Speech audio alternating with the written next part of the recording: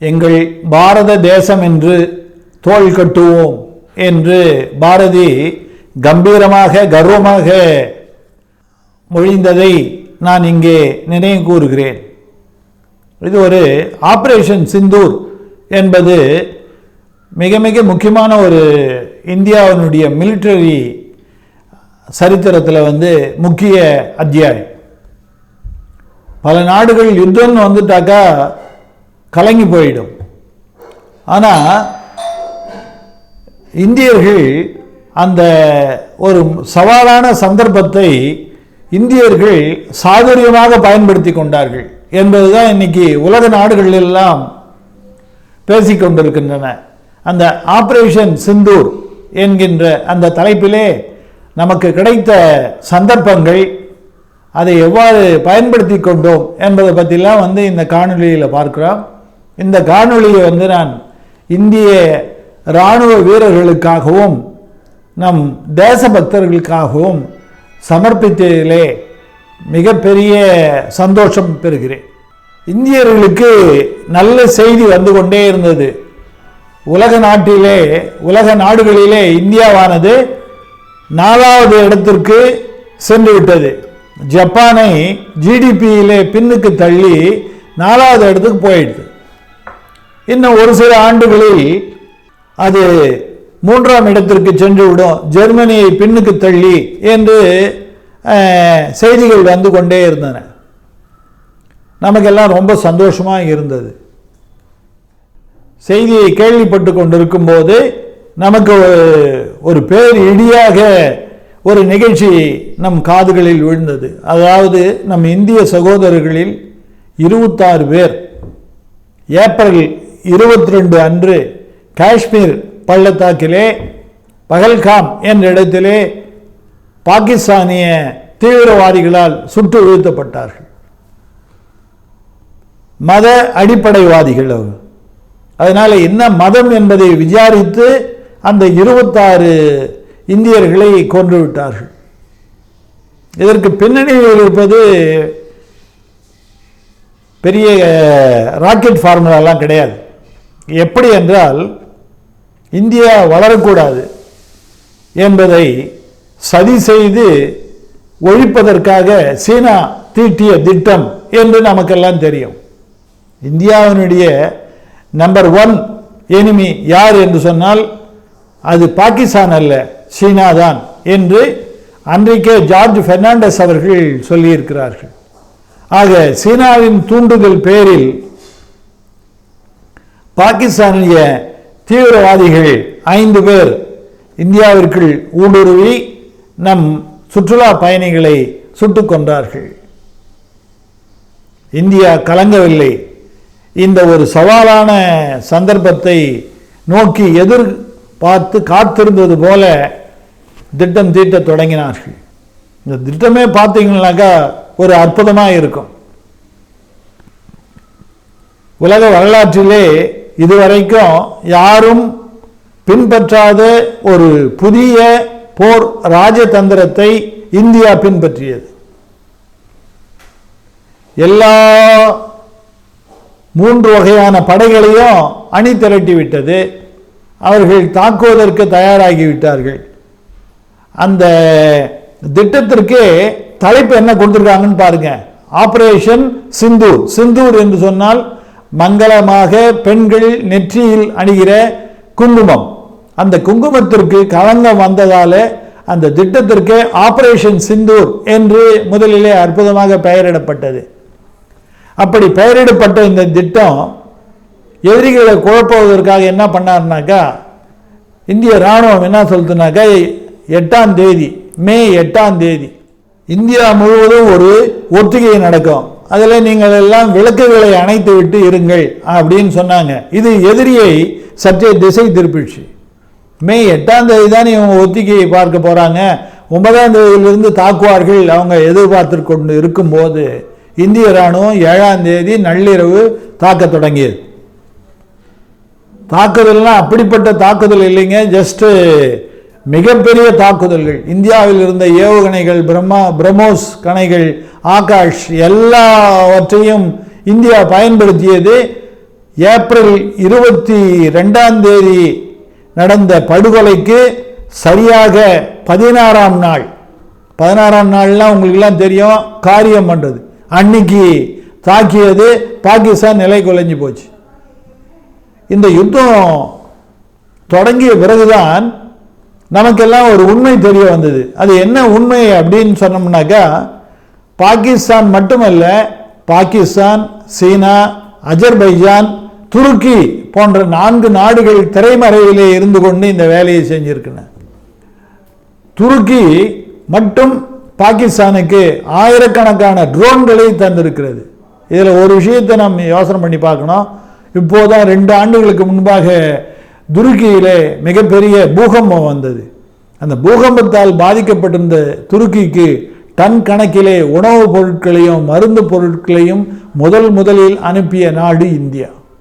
அப்படிப்பட்ட இந்தியாவுக்கு எதிராக ஆயிரக்கணக்கான ட்ரோன்களை பாகிஸ்தானுக்கு தந்து, அது மட்டுமல்ல, ஒரு 200க்கும் மேற்பட்ட டெக்னீஷியன்ஸ் அண்ட் என்ஜினியர்ஸை அனுப்பி அந்த ட்ரோன்களை இயக்குவதற்காக ஏற்பாடு பண்ணாங்க. இந்தியா S-400 என்கின்ற பாதுகாப்பு கவசம் 4 வகையான தடுப்பு அணைகளை ஏற்பாடு செய்திருந்தது. அதனால பாகிஸ்தான் அனுப்பிய 600 ட்ரோன்கள் ஒன்று கூட இந்தியாவை தாக்கவே இல்லை. வழிமறித்து எல்லாவற்றையும் நாம் நிர்மூலம் செய்துவிட்டோம். சீனாவினுடைய விமானங்கள் F-35, F-16 போன்ற அமெரிக்க ரக விமானங்களையே நாம் சுட்டு வீழ்த்திட்டோம். 4-5 விமானங்கள் சுட்டு வீழ்த்தப்பட்டன. இதற்கும் மேலாக பாகிஸ்தானிலே இருக்கிற 9 தீவிரவாத முகாம்கள் மீது துல்லியமான தாக்குதல். ஒரு தீவிரவாத முகாமில் குறைஞ்சபட்சம் 100லிருந்து 150 இல்லை 200 பேர் கூட இருப்பாங்க. 9 தீவிரவாத முகாம்கள்னாக்கா நீங்க பார்த்துங்க. ஆனால் குறைத்து சொல்லுகிறது இந்தியா, ஒரு 100கணக்கான தீவிரவாதிகளை கொன்று விட்டோம் என்று. உண்மையிலே அது 1000 பேர் இருக்கலாம் என்று உலக இராணுவ நிபுணர்கள் கருதுகிறார்கள். அந்த தீவிரவாத முகாம்கள் அனைத்தும் அழித்தொழிக்கப்பட்டன, நிர்மூலமாக்கப்பட்டன. விமான ஓடுதளங்கள் அனைத்தையும் சிதைக்கப்பட்டன. அது மட்டுமல்ல, பாகிஸ்தானுடைய அணு ஆயுத உற்பத்தி கேந்திரம் தாக்கப்பட்டது.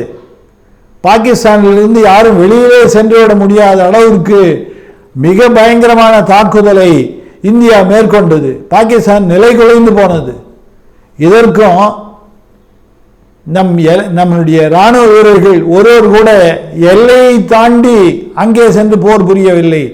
நம் ரஃபேல்கள் நடத்தி காட்டிய அந்த விண்வெளி சாகசத்தில் பாகிஸ்தானியர்கள் பதறிவிட்டார்கள். அமெரிக்கா கிட்ட ஓடினாங்க, எங்களை காப்பாத்துங்க, எங்களை காப்பாத்துங்கன்னு சொல்லிட்டு. 7, 8, 9வது நாள், அதாவது 3 நாட்களில் பாகிஸ்தான் ஒன்றுமில்லாமல் செய்துவிட்டோம். 9ஆம் தேதி அன்னைக்கு நடந்திருந்தால் கராச்சியை துறைமுகம் காணாமல் போயிருக்கும். எனவே அது பிரதமர் இல்லத்தின் பக்கத்திலேயே துல்லியமாக பிரம்மோஸ் ஏவுகணைகள் சென்று தாக்கின என்பதை குறிப்பிட வேண்டும். ஆனால் அவர்களுடைய ஏவுகணைகளோ அவர்கள் அனுப்பி வைத்த ட்ரோன்களோ ஒன்று கூட வரவே இல்லை. இதனால் அந்த டைரக்டர் ஜெனரல், பாகிஸ்தானுடைய டைரக்டர் ஜெனரல் கெஞ்சி கேட்டுக்கொண்டார், நாம் சண்டையை நிறுத்தி கொள்ளலாம் என்று. இந்தியாவும் ஒத்துக்கொண்டது. இதில் எந்த நாடும் தலையிடவே இல்லை. ஆக இதை ஒரு வெற்றிகரமாக சாதித்தது இந்தியா.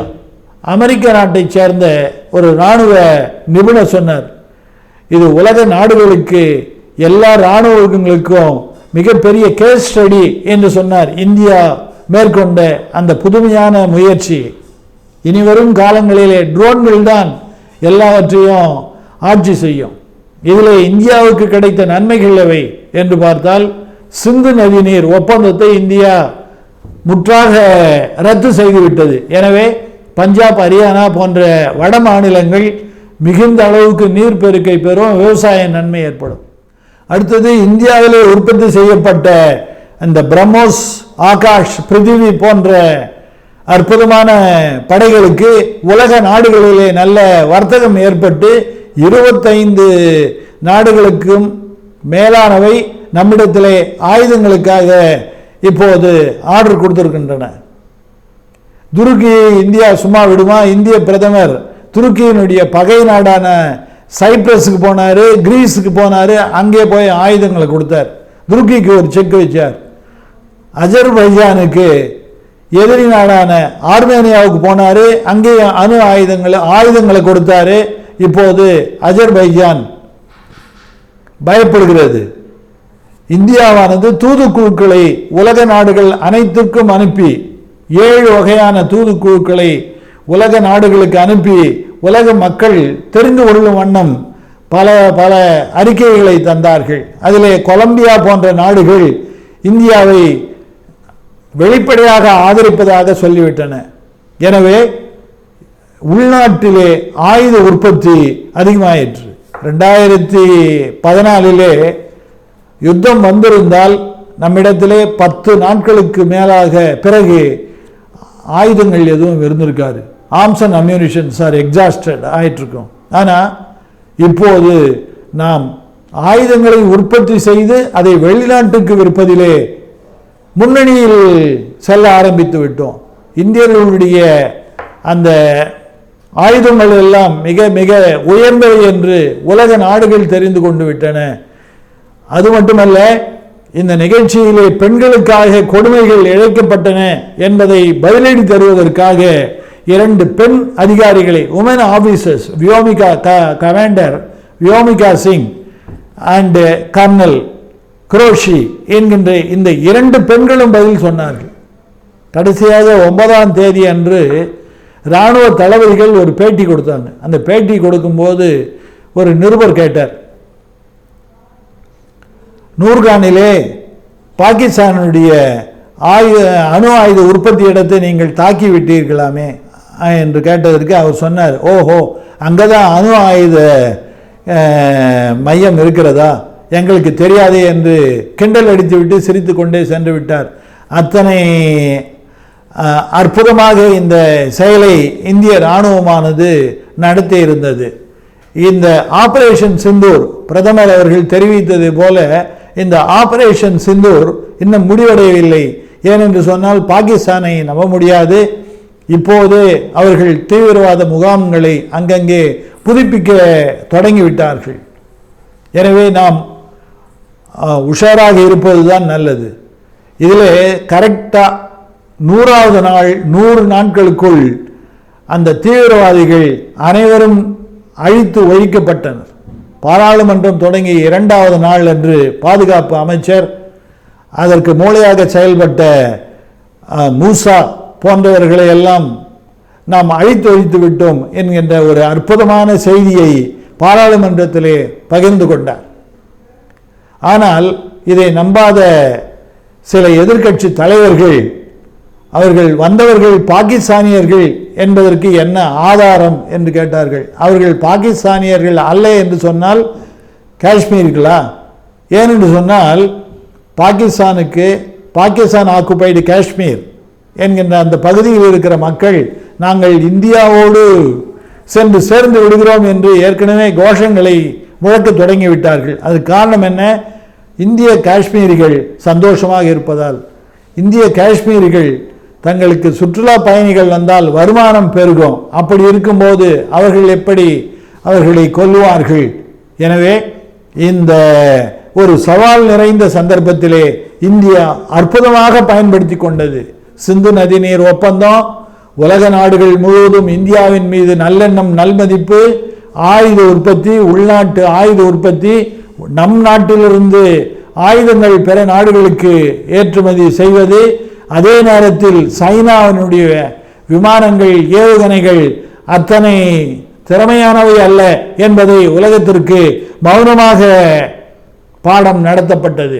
இதில் ஏப்ரல் 22ஆம் தேதி நடந்ததால 22 நிமிடத்தில் தீவிரவாத முகாம்களையும் விமான தளங்களையும் இந்தியா அழித்து விட்டது என்பது குறிப்பிடத்தக்கது.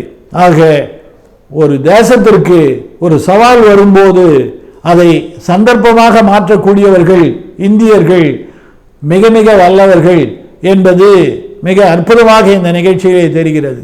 1972 இது மாதிரி தான் ஒன்று நடந்தது. அவர்களிடத்தில் நிறைய விமானங்கள் இருந்தன.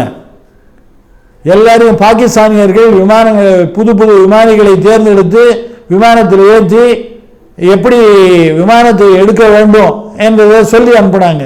அப்போ ஒரு விமானி கேட்டார், எங்களை எல்லாம் விமானத்தில் ஏற்ற மட்டும் சொல்லி தரீங்க, எப்படி நாங்கள் இறக்கிறது அதை நீங்கள் சொல்லி தரலையே அப்படின்னு கேட்டதுக்கு பாகிஸ்தானி மேஜர் ஒருத்தர் சொன்னாராம், விமானத்தை எப்படி இறக்கிறதுன்னு இந்தியாவுக்கு தெரியும், அவங்க இறக்கிப்பாங்க, நீங்கள் போய் சேருங்க என்று. ஆக சவாலை சந்தர்ப்பமாக பயன்படுத்தி கொண்ட இந்திய நாட்டிற்கும் இதை வெற்றிகரமாக நடத்திய இந்திய இராணுவத்திற்கும் துணை நின்ற தேசபக்தர்களுக்கும் நம் ஜெய்ஹிந்த், வணக்கம்.